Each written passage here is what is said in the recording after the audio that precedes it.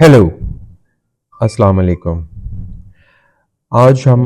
बारूक Spinoza की किताब ethics पर बात करेंगे, जिसमें उन्होंने थ्योरी ऑफ नॉलेज की बात की है कि नॉलेज क्या है, किस तरह हासिल किया जा सकता है। ऑल्दो इस किताब में उन्होंने पैशन की भी बात की है, मेटाफिज़िक्स की भी बात की है, और सारी चीज़ों पे रोशनी डाली है, लेकिन अभी जिस पहलू को मैं टच कर रहा हूँ वो है उनके नॉलेज के बारे में, कि नॉलेज की कितनी काइंड्स हैं और नॉलेज जो है वो हम किस तरह गेन करते हैं, और वो कौन सी 3 फॉर्म्स हैं नॉलेज की, जिसकी वजह से हम आगे अपना एक आइडिया बनाते हैं, जो फिर बाद में जाके हमारे इमोशंस पे असरअंदाज होते हैं। तो आज बेसिकली इसी चीज़ को मैं डिस्कस करने वाला हूँ, तो आप ये सुनिए।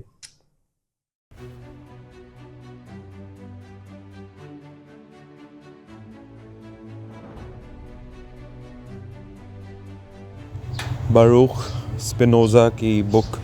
एथिक्स चैप्टर 2 या बुक 2, जिसमें वो नॉलेज की बात करता है कि नॉलेज कैसे डिराइव किया जाता है। बेसिकली फ़िलासफ़र्स जो हैं, जो एपिस्टेमोलॉजी को एड्रेस कर रहे होते हैं कि what is knowledge, where does it come from, ताकि इसमें से हम कुछ डिडक्ट कर सकें। अब आप किसी नॉलेज में से क्या डिडक्ट कर सकते हैं? हाँ, स्पिनोज़ा भी बहरहाल एक सोचते थे ये बात कि उनका पर्पस यही था कि अल्टीमेट हैप्पीनेस कैसे अचीव की जा सकती है। इमोशंस की अगर बात की जाए, सैडनेस की बात की जाए, जैसा कि आप आजकल देखते हैं साइकोलॉजिस्ट जो हैं इस चीज़ को एड्रेस करते हैं, इंसान के ब्रेन को। तो epistemology, knowledge, study of emotions, study of passion, ये सारी चीज़ें जो हैं अल्टीमेटली ह्यूमन माइंड के ऊपर ही वर्क करती हैं कि how does it work, where do we get the knowledge, इस नॉलेज का हमारी परसेप्शन से क्या ताल्लुक़ होता है, और ये नॉलेज जो है ये फिर हमारे इमोशंस के साथ किस तरह प्ले अराउंड करता है, और उससे फिर ओवरऑल हमारी ज़िंदगियों पे क्या असर पड़ता है। अब आप बारूक स्पिनोज़ा की जिस वक्त बात करते हैं तो वो भी समझ लीजिए एक साइकोलॉजिस्ट हैं जो 18th सेंचुरी में इस चीज़ का जवाब देने जा रहे हैं कि ओरिजिनल हैप्पीनेस किस तरीके से हासिल की जा सकती है, और माखज़ जो है ओरिजिनल हैप्पीनेस का क्या है। और इसके लिए है ज़रूरी ये है कि हम लोग ये समझने की कोशिश करें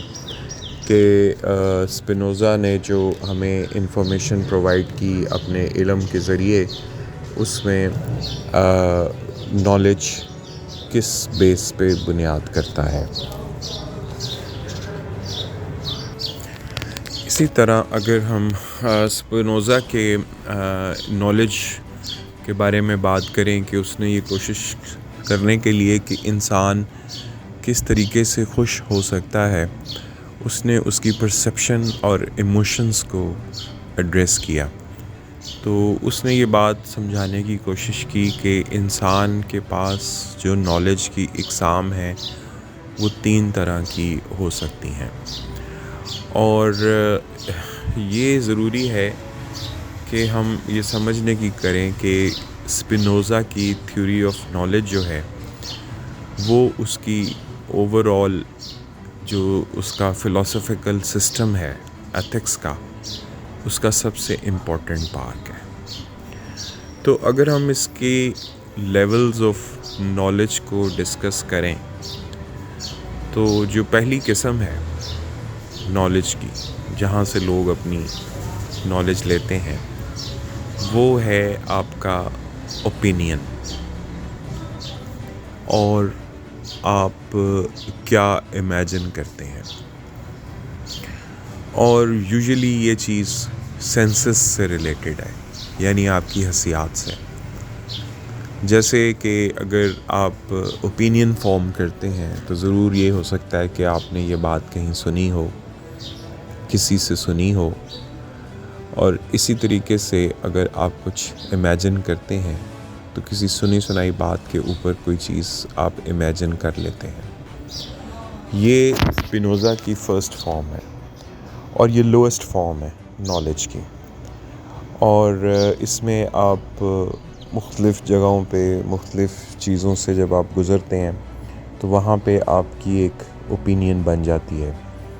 ایک ایسی ان آرگنائزڈ پرسیپشن ڈیولپ ہو جاتی ہے اس چیز کے متعلق، جس میں کہ ویگنس ہو سکتی ہے، کنفیوژن ہو سکتی ہے، انایڈیکویسی ہو سکتی ہے، اور یہ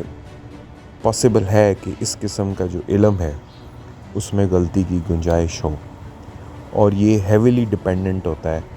آپ کے ایموشنز اور امیجینیشن کے اوپر، اور جس کی وجہ سے آپ کو ایک انکمپلیٹ اور ان ایکوریٹ انڈرسٹینڈنگ جو ہے چیزوں کی ملتی ہے۔ دوسری طرف آپ جو اسپینوزا کا سیکنڈ سورس آف نالج ہے، جو وہ ایڈریس کر رہا ہے کہ انسان خوشی کس طرح حاصل کرتا ہے یا کسی چیز کی انفارمیشن کیسے حاصل کرتا ہے، یا وہ اداس کیوں ہو جاتا ہے یا وہ خوش کیوں ہوتا ہے، تو وہ یہ بتاتا ہے کہ جو سیکنڈ فارم آف اس کی نالج ہے وہ ہے ریزننگ، جس کو آپ عقل بھی کہہ سکتے ہیں، جس کو ڈیڈکشن بھی کہہ سکتے ہیں۔ یہ آپ یوں سمجھ لیجئے کہ آپ کے پاس پہلا سٹیج اوپینین کا ہے، دوسرا سٹیج ریزننگ کا ہے، یعنی آپ کے پاس بہت ساری اوپینینز آ گئیں، بے شمار ملٹیپل اوپینینز آ گئیں۔ اب اس میں سے آپ چیزوں کے اوپر ایکسپیریمنٹ کر سکتے ہیں تاکہ آپ اس چیز کے نتیجے پہ پہنچ سکیں کہ جو بات آپ نے سنی ہے وہ کس حد تک درست ہے۔ اس کے لیے آپ تشخیص کرتے ہیں، اس کو چیک کرنے کا طریقہ اختیار کرتے ہیں، اس کی انویسٹیگیشن کرتے ہیں، یعنی کہ اس میں ریشنل انڈرسٹینڈنگ شامل ہوتی ہے، اور آپ کو کسی بھی کلیئر آئیڈیا پہ پہنچنے کی مل جاتی ہے، رستہ مل جاتا ہے، کیونکہ یہ جو فارم آف نالج ہے یہ ریزن کے اوپر ڈیپینڈ کرتی ہے، اور جو اتنی ساری اوپینینز آپ کے پاس موجود ہیں،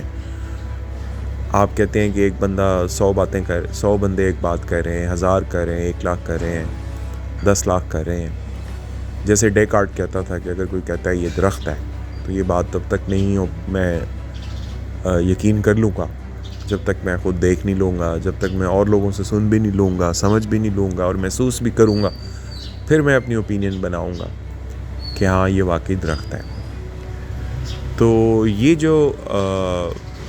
ٹائپ آف نالج ہوتی ہے یہ ہمیں کامن پراپرٹیز بتاتی ہے چیزوں کی، اور ان چیزوں کا جو وجہ ہوتی ہے وہ بتاتی ہے۔ کاز اینڈ ایفیکٹ اگر آپ پڑھیں تو آپ کو پتہ لگے کہ کاز اینڈ ایفیکٹ کے حوالے سے بات ہو رہی ہے کہ کسی چیز کا کاز کیا چیز ہو سکتی ہے۔ خالی اوپینین کے اوپر یہ میٹر آپ نہیں ڈیسائیڈ کر سکتے، بلکہ آپ اس چیز کے کاز کو سمجھ رہے ہیں تو آپ کو پتہ لگ رہا ہے کہ یہ چیز اس وجہ سے ایسی ہے، تو آپ ریزننگ کے ذریعے یہ ڈیڈکٹ کر لیتے ہیں کہ ہاں یہ چیز ٹھیک ہے یا نہیں ٹھیک ہے۔ لیکن اس میں بھی ایرر ہو سکتا ہے، بہت سارے ایررز ہو سکتے ہیں، اس پہ ہم ابھی بات کرتے ہیں۔ تیسرا جو فارم آف نالج ہے سائنٹی یا انٹیوا، جس طرح اسپینوزا کہتے تھے، یہ ہے انٹیوشن، نالج آف انٹیوشن، وجدان، جو آپ کے اندر بلٹ ان ہے چیز، کوئی ایسی چیز جو آپ کو رستہ دکھا دیتی ہے، جو آپ کو بتا دیتی ہے۔ جب کوئی چیز آپ ریزن سے بھی نہ سمجھ پا رہے ہوں، اوپینین سے بھی سمجھ نہ پا رہے ہوں، تو آپ اپنے اندر جھانک کے سوال پوچھتے ہیں، دیکھتے ہیں، تو جس کو کہتے ہیں نا آپ کے دل نے گواہی دے دی۔ تو اسپینوزا کے جو 3 فارمز آف نالجز ہیں اس میں یہ سب سے اونچی فارم آف نالج ہے، تو اس سے جو رزلٹ نکلتا ہے وہی چیزوں کی ایسنس ہوتی ہے۔ فار ایگزامپل میرا دل گواہی دیتا ہے کہ خدا موجود ہے، یہی ایسنس ہے اس چیز کا، خدا کا۔ دوسرا یہ ہے کہ یہ ڈائریکٹ میتھڈ ہے، اور چیزوں کا خدا کے ساتھ جو رشتہ ہے اس کو سمجھنے میں یہ میتھڈ مدد بھی دیتا ہے کہ پتے سبز ہیں، ہوا چل رہی ہے، یہ سب خدا تعالیٰ کی فطرت کے مظاہر ہیں۔ تو وہ جو انٹیوشن ہے، جو تھرڈ فارم آف نالج ہے، وہ آپ کا سب سے زبردست طریقہ ہوتا ہے نالج کا۔ اب اس کو اگر ہم ون بائی ون ڈسکس کریں تو ہم کہہ سکتے ہیں کہ جو پہلا فارم آف نالج ہے وہ نکلتا ہے آپ کی حسیات سے، سینسری ایکسپیرینس سے، یعنی جس کا تعلق اوپینین سے ہے، سننے سے ہے، دیکھنے سے ہے، اس کو آپ سینسری ایکسپیرینس والا نالج کہتے ہیں۔ جو دوسرا ہوتا ہے وہ ریزن اور لاجیکل ڈیڈکشن سے ریلیٹ ہوتا ہے، جس کو آپ نالج، ریزن نالج بولتے ہیں۔ اور جو تیسرا ہے، دا تھرڈ کائنڈ جو ہے وہ انٹیوٹیو انسائٹ ہوتی ہے، what you feel from inside, what you are, مطلب جو آپ کے اندر ڈاؤن لوڈ ہوا ہے، وہ تھرڈ فارم آف نالج ہے۔ تو ہم کہہ سکتے ہیں کلیئرٹی کے لیے کہ جو پہلی فارم ہوتی ہے نالج کی وہ ویگ ہوتی ہے، ان ایڈوکیٹ ہوتی ہے، اس میں کنفیوژن ہو سکتی ہے، جبکہ جو سیکنڈ فارم ہوتی ہے نالج کی وہ کلیئر ہوتی ہے، ریزننگ ہوتی ہے اس کے اندر، ایڈوکیٹ ہوتی ہے،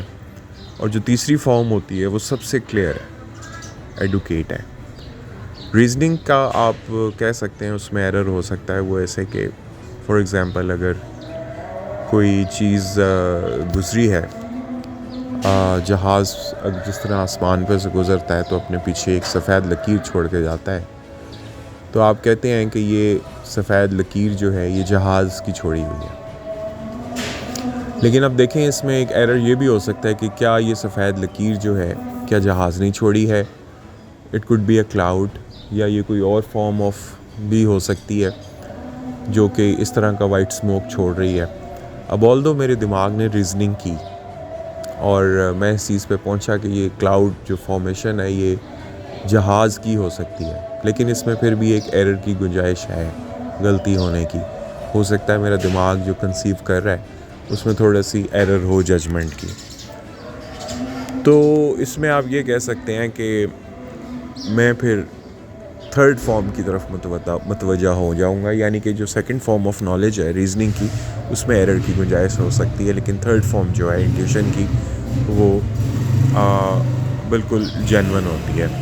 اب اگر میں آپ کو اس کی مثال دے کے سمجھانے کی کوشش کروں تو یہ کچھ اس طریقے سے ہو سکتی ہے کہ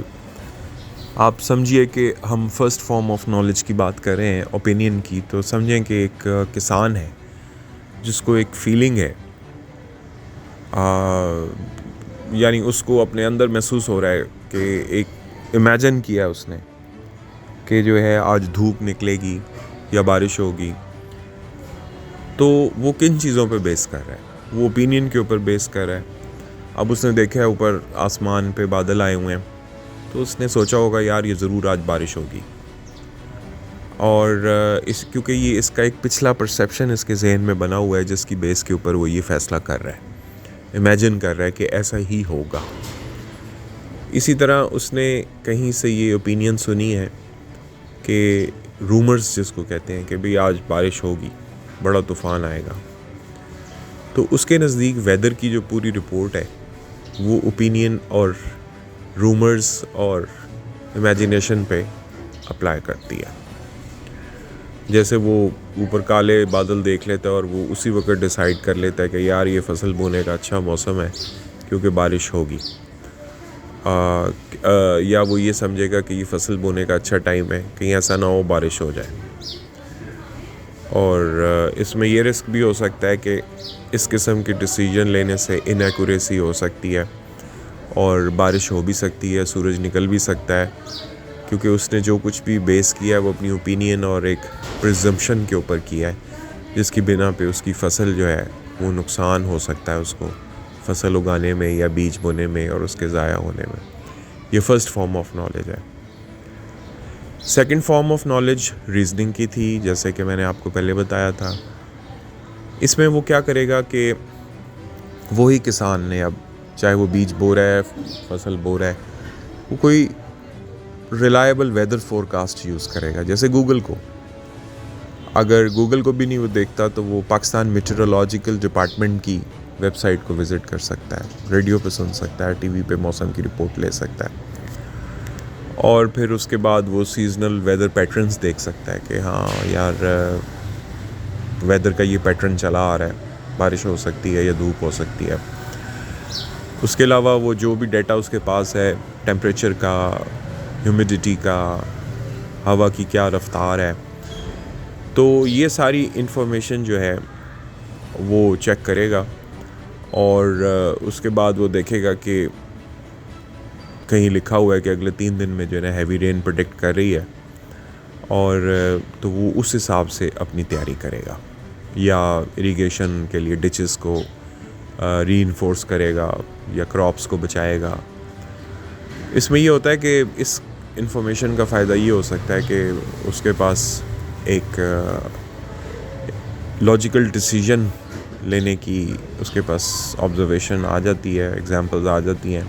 جس میں رسک آپ کا ریڈیوس ہو جاتا ہے,